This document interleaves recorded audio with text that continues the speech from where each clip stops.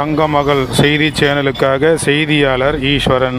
அனைத்திந்திய அண்ணா திராவிட முன்னேற்ற கழகத்தின் பொதுச் செயலாளரும் தமிழ்நாடு எதிர்க்கட்சி தலைவருமான ஐயா எடப்பாடி ஐயா அவர்களை அவதூறாக பேசிய பாரதிய ஜனதா கட்சியைச் சேர்ந்த அண்ணாமலை அவர்களை கண்டித்து ராணிப்பேட்டை முத்துக்கடை பேருந்து நிலையம் அருகில் ராணிப்பேட்டை மேற்கு மாவட்ட வழக்கறிஞர் பிரிவு செயலாளர் திரு முனைவர் ஆகோ அண்ணாமலை தலைமையில் ஆர்ப்பாட்டம் நடைபெற்றது.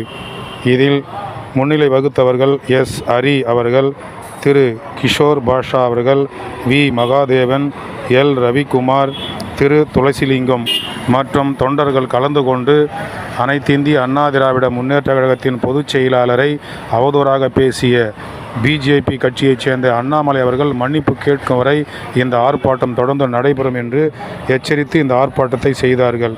செய்திக்காக ஈஸ்வரன்.